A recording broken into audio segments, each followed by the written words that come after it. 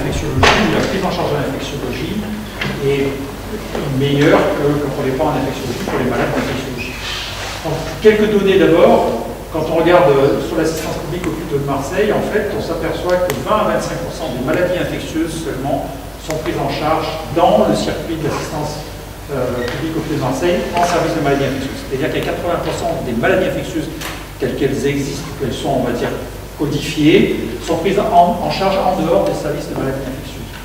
Parmi les diagnostics principaux, si vous voulez, que l'assistance publique reçoit en maladies infectieuses, vous voyez que c'est les pneumonies qui représentent en fait la plus grosse partie, le plus gros gâteau, on va dire, entre guillemets, des maladies infectieuses. Puis après viennent effectivement un certain nombre d'autres pathologies, dont notamment les gastro-entérites, vous voyez qu'il y a beaucoup de gastro-entérites, les infections sur le matériel hospitalier et beaucoup d'infections urinaires qui sont les causes essentielles d'infection. Si on regarde un peu la répartition à la PHM de ces pneumonies, par exemple, on s'aperçoit que les pneumonies sont complètement éclatées dans l'ensemble de l'assistance publique hôpital de Marseille, chacune étant donc représentant des services. Vous voyez que même si les bleus en jaune sont les deux services de maladies infectieuses, André Stein et le mien, on prend une petite part des pneumonies, vous voyez qu'effectivement la plupart des pneumonies sont prises en charge en dehors des services de maladies infectieuses. Si on regarde la distribution des patients avec un diagnostic principal de maladies infectieuses à partir des urgences en 2014, là aussi on voit très bien que, bien sûr qu'il y a une part, on avait déjà envoyé en infectieux, donc 8% et 6% dans les deux services, mais vous voyez qu'une très grande partie effectivement des maladies infectieuses sont vraiment distribuées dans l'ensemble de l'assistance publique. Donc on a essayé dans un premier temps de regarder si finalement la prise en charge des malades de maladies infectieuses en maladies infectieuses était différente des prises en charge des malades de maladies infectieuses en dehors des maladies infectieuses, c'est-à-dire dans toutes les autres unités de soins de l'assistance publique hôpital de Marseille.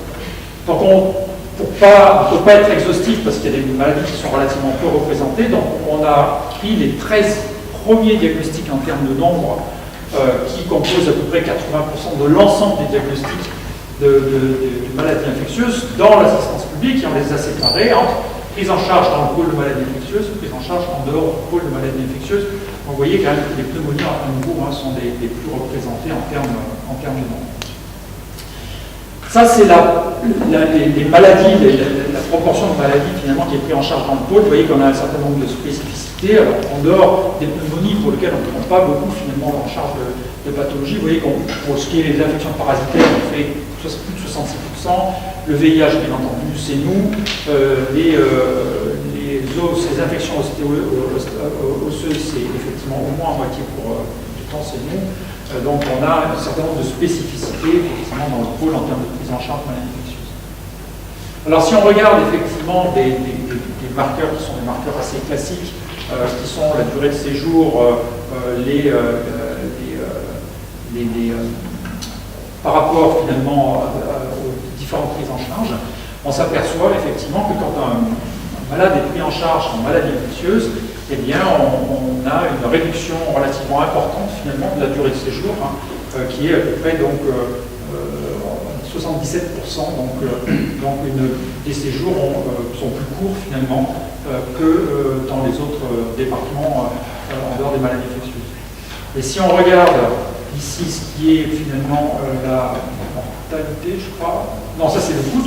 D'accord. On voit que sur cette prise en charge, pendant ces 2 ans, on aurait pu économiser à la fin 1 426 000 € de prise en charge, essentiellement par la réduction des coûts, puisqu'une durée de séjour, puisqu'une réduction de durée de séjour permet de prendre des patients en plus et donc effectivement de mieux valoriser l'activité. Mais ceci étant dit, c'est lié aussi à la qualité des soins, puisque finalement quand on regarde la mortalité, eh bien la mortalité baisse, enfin est plus basse quand on gère les malades en maladie infectieuse, significativement plus basse quand on gère en maladie infectieuse par rapport à quand on les gère en dehors des services de maladies infectieuses. Donc, pour ce qui est de la prise en charge en hospitalisation, on avait montré à cette époque-là qu'effectivement, la mortalité était plus basse en service de maladies infectieuses que dans les autres départements. Donc, 1,9% versus 5,7%, c'est quand même relativement important. Pas de différence, par contre, dans les taux de réadmission. donc des patients à 30 jours, et puis bien entendu un raccourcissement significatif de la durée de séjour quand les malades sont pris en charge en maladie infectieuse. Donc, on avait dit que finalement, quand on était en charge des maladies infectieuses, on faisait mieux que ceux qui n'étaient pas des infectiologues. On n'était pas les seuls, en fait, en pratique, dans la littérature, ça a été déjà montré à plusieurs reprises sur différentes études.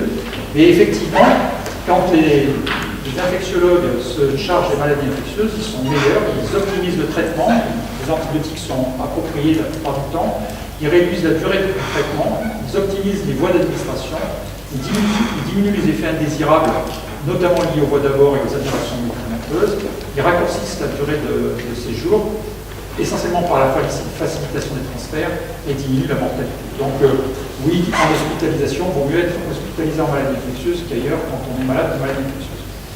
Alors la deuxième chose qui nous a intéressé, qui était un peu moins publiée ou connue dans la littérature, c'était ce que pouvait apporter l'infectiologie transversale, c'est-à-dire le conseil antibiothérapie que tout le monde nous apporte dans les autres services.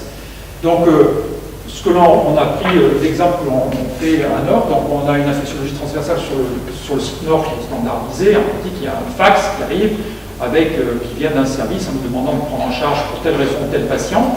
Donc, c'est ce qu'on appelle la demande initiale, c'est celle-là qui est notre point de départ. On a effectivement une feuille de route, l'interne va voir le malade, fait le débrouillage, puis après il consulte avec le senior et il conclut la visite avec le senior. À partir du moment où un malade est pris en charge comme ça, on le voit tous les jours. D'accord ? Donc on inscrit l'avis au départ sur un cahier d'observation, maintenant sur le DPI, sur avis spécialisé. On assure la prescription médicale. Tous les jours, on a un staff journalier et un staff hebdomadaire pour gérer ces patients, entre un chef et l'interne. On assure le suivi dans les étages tous les jours et on assure le suivi de consultation en maladie infectieuse. En termes de responsabilité, les responsabilités médicales sont assurées par l'interne sous délégation du senior, prescription des antibiotiques et autres thérapeutiques strictement nécessaires pour gérer le problème infectieux, responsable des interactions médicamenteuses liées au traitement prescrit par nos soins, responsable des effets indésirables en relation avec les traitements donc prescrits avec nous, responsable des demandes d'examen complémentaires et de leurs effets indésirables s'ils sont prescrits dans le but de diagnostiquer ou de suivre l'évolution d'un problème infectieux. On reste sur l'infection. Et puis les coûts, en fait, le coût des traitements des examens complémentaires rentre dans le tarif T2A et du patient au profit du service demandeur, c'est-à-dire qu'il n'est pas considéré comme un patient hébergé, il est dans un service de chirurgie ou foyer. En termes de moyens humains, on avait évalué ça à peu près à 78 €, donc c'est 2 internes plein temps, donc 14 000 €, et 2 CCA ou PH, car en fait c'est des moitiés de PH, les 0,5 qui représentent 50 €. On saisissait tout ça dans un ancien logiciel qui vient d'être remis à neuf, qui est le logiciel ACT. Ça nous permet d'avoir un suivi complet de chacun de ces actes qui est fait.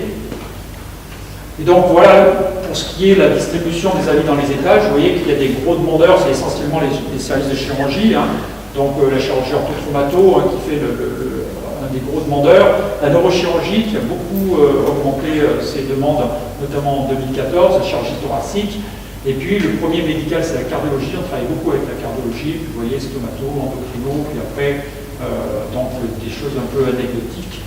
Par exemple, la réanimation médicale, on travaille relativement peu avec eux. Vous voyez, il y a 33 visites de conseil dans l'année. Bon, ça, c'était l'activité 2014 par effectivement service. Vous voyez que c'est essentiellement la chirurgie qui a besoin de nous. Ça, c'est les activités comparées, simplement pour dire qu'en 2014, on avait augmenté, je n'ai pas les chiffres de 2015, on avait augmenté nos... Et puis, pour dire que ça, c'est aussi valorisé, c'est-à-dire que chaque fois qu'un interne va voir un patient, il y a une visite qui est comptée au pôle à qui on rend ce service, qui est de 15 à 19 €, donc ça apparaît finalement à la fin sur le CREA, le compte de résultat, sur les consultations, donc au profit des autres pôles. Donc vous voyez que c'est valorisé à hauteur de 75-76 000 €, et donc vous voyez qu'on rentre à peu près dans nos prix en termes de coûts de main-d'œuvre quand on regarde donc les visites finalement servent à payer les gens qui les font. Alors, on a voulu s'intéresser de plus près et évaluer ça. Donc on a fait un travail ces 2 dernières années avec l'équipe de Bruno Bantelou pour essayer de regarder finalement ce que ça valait. Donc on s'est basé sur les données PMSI et la database du service. On a inclus tous les patients qui étaient admis avec un diagnostic principal ou un diagnostic associé de maladie infectieuse et qui étaient dans l'hôpital Nord, 2012, 2013, 2014. On a fait 2 cohortes, ceux qui voyaient un infectiologue à un moment donné de leur séjour et ceux qui ne voyaient jamais d'infectiologue au cours de leur séjour. Et on a regardé la mortalité dans le séjour, la mortalité à 30 jours, la réadmission à 30 jours, la DNS et le plus de séjour. Et donc, quand on a, juste pour décrire un peu la population, vous voyez que là où on intervient essentiellement, c'est bien sûr en chirurgie, mais on intervient aussi beaucoup chez des gens qui ont eu, à un moment de leur séjour, un passage en réanimation. Donc c'est pas en réanimation, mais ça peut être en chirurgie, ça peut être en médecine, mais c'est des gens qui sont lourds en général. Donc, et on verra que c'est important parce que c'est ça qui, finalement, est très intéressant. Donc quand on regarde, soit avec une première analyse, on va dire sans matching, on s'aperçoit qu'il y a 3 choses qui sortent. Effectivement, la mortalité intra-hospitalière qui est abaissée, d'accord, comparé au groupe contrôle. Le coût qui est abaissé, donc le coût est moindre quand on va voir ces patients par rapport à si on ne va pas les voir. Par contre, la durée de séjour est augmentée. C'était quelque chose qui n'était pas, finalement, on pensait que ça allait être raccourci, finalement, elle a augmenté. Et ça, c'est confirmé, effectivement, quand on fait les analyses après matching. Effectivement, on voit que la mortalité quand même est diminuée de 1,5, c'est quand même pas négligeable, intra-hospitalière, c'est-à-dire qu'au cours de l'hospitalisation, on diminue la mortalité. Donc la durée de séjour qui elle est augmentée et le coût qui est très abaissé, 5 500 € par patient, donc ce qui n'est pas négligeable en termes d'économie de santé. Alors, par contre, on n'avait pas, nous, mis en évidence le fait que plus on donnait le conseil tôt, et mieux c'était. Mais il y a d'autres papiers qui sont sortis dans la littérature qui montrent effectivement que plus le conseil est donné tôt, effectivement, plus l'efficacité, notamment sur la mortalité, était élevée. Donc, finalement, à qui ça profite? Alors, quand on a regardé de façon un peu plus proche, on s'est aperçu que là où on était le plus efficace en termes de mortalité, c'est finalement quand les interventions étaient chez des gens qui avaient eu un séjour en soins intensifs, donc a priori des malades qui étaient quand même des malades graves, et puis les patients qui sont les patients âgés, vous voyez, entre 50 et 65 ans. Donc c'est là où on est le plus efficace, c'est là où on apporte finalement des solutions qui sont où on abaisse la mortalité de façon la plus efficace. Voilà, donc pour vous rassurer sur votre avis.